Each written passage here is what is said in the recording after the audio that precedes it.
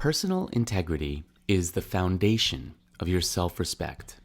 It is where beliefs are lifted into being because you make the conscious decision to have your actions act in congruence with your beliefs. Integrity is the act of exercising your self-esteem, subsequently building it. We all have our own values, beliefs, ideals, and standards of living. There's a tremendous amount of weight that these things carry in defining who we are. So, when we go against any of these self-defining virtues, we unavoidably slap ourselves in the face. Let's first define what integrity is. We have integrity when our behavior is congruent with the ideals and values we hold true. When our actions match our authentic beliefs, we act with integrity. When we act in a way that conflicts with the morals and beliefs we hold true, we lose value in our own eyes. And when we go against our own standards of behavior on a regular basis, we begin to slowly trust ourselves less and lose overall self-respect. If you cannot trust yourself to act in accordance with your inward expression, you can no longer depend on your character to prevail. How do you know if you've ever surrendered your personal integrity to a person or circumstance?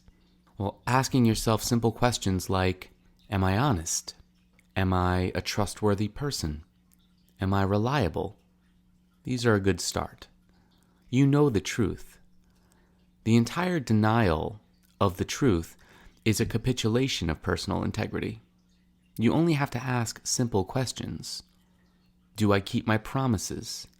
Do I try to make every day as special as possible? Do I feel grateful? Do you do the things you say you admire and avoid the things you find distasteful or lacking couth?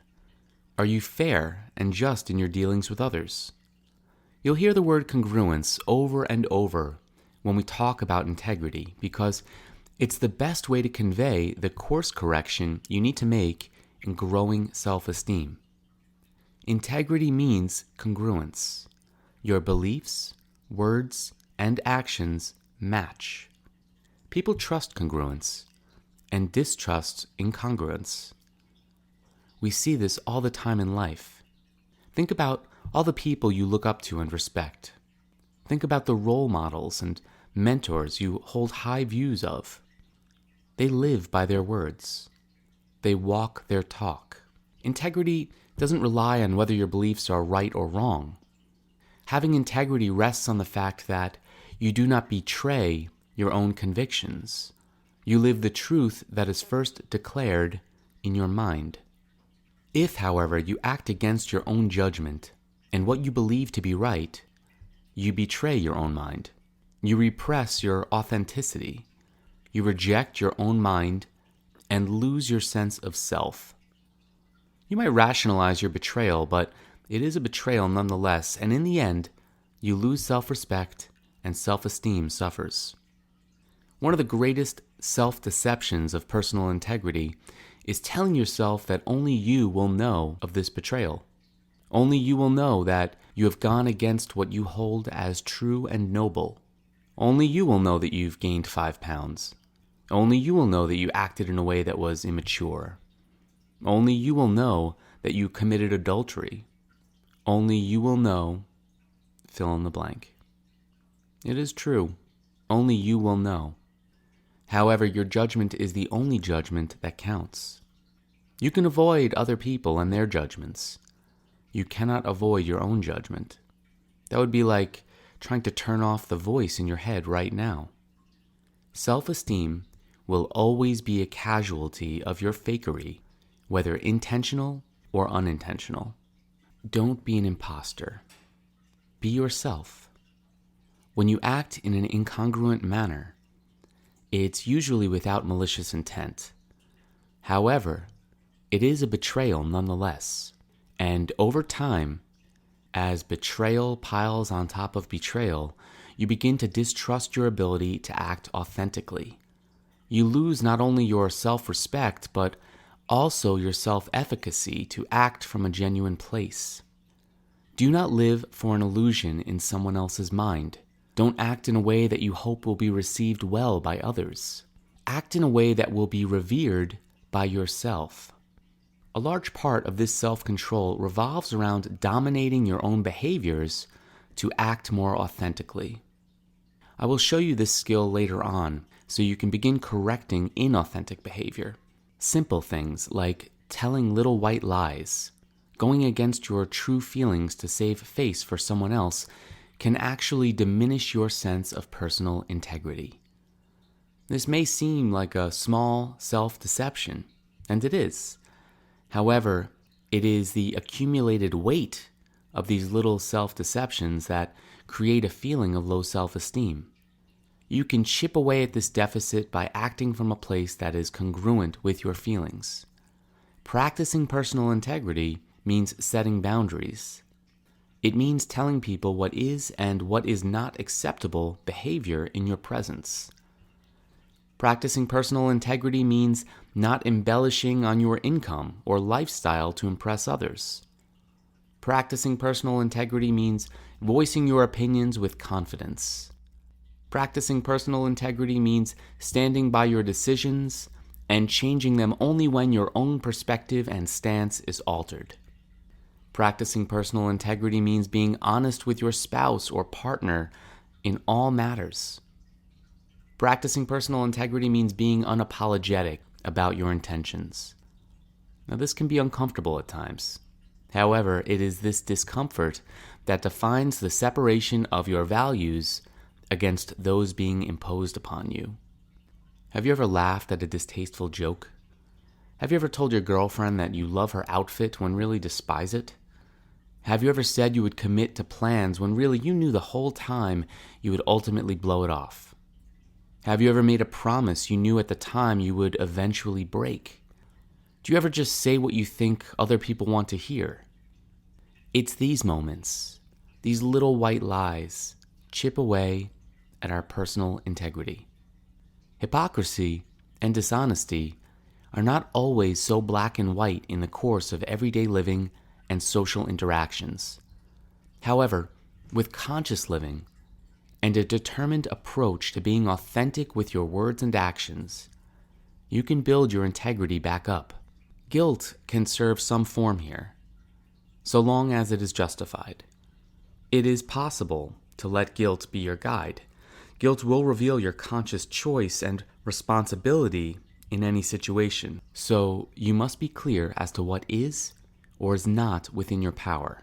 This is crucial.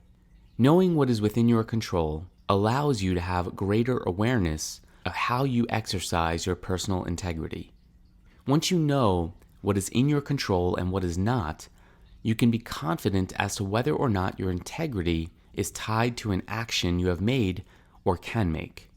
You are always on the hook for actions within your control.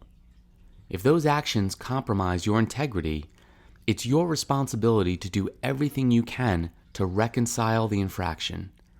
And it's also important to stay vigilant and seek to understand why you acted in the way you acted in the past. Did you compromise your integrity due to peer pressure? Did you make the mistake of blindly following someone else's values and beliefs? Were you simply being passive and letting a bad influence steer your behavior? Look at your past behavior with compassion and an understanding that no one is perfect. The idea is not to seek perfection, but iterative improvement through constant self-monitoring. Questioning yourself and the motives you exhibit is incredibly important. It's a part of life's growing process and supports your mission of constantly learning to be better. Never stop examining yourself. We are all works in progress.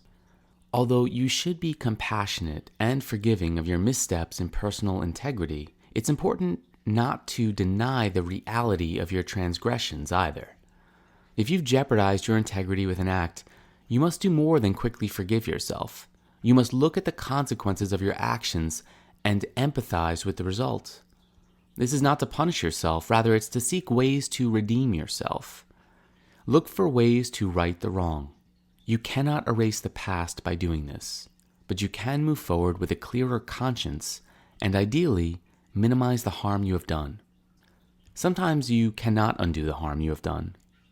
Making peace with that and moving on is your responsibility as well. When you feel guilty as a result of a breach in integrity, the only thing that can restore your peace is to move forward with good intentions. That means you can restore your personal integrity by committing to make smarter choices in the future. The more self-aware you become, the more favorable your effect will be on the world. Start thinking about standards for integrity you can define in your mind. Nothing will be set in stone, and you can always change your opinions and values. Get comfortable having an opinion. As you struggle to form one, you'll be learning much more about yourself. Are your current standards leading you to self-destruction? Are there habits you've fallen into that you deep down know are not good for you? Questioning the roles and standards you've been brought up with versus the values you've developed with experience is an important confrontation that can be used here. When we are young, we are hypnotized to follow an order of the world. That sounds strange, but the reality is everyone learns about the world and what it should be from birth onward. If you grow up in a family that has very clearly defined standards, you will initially adopt those standards. With time and experience, your views will stray varyingly, but ultimately you are still initially influenced by your early experiences. Take inventory of your values. Decide which ones are serving your best interests. Making decisions and taking action based on choice versus automatic habit is where this begins. Don't just set standards and act unthinkingly. Set standards and execute your integrity every single day.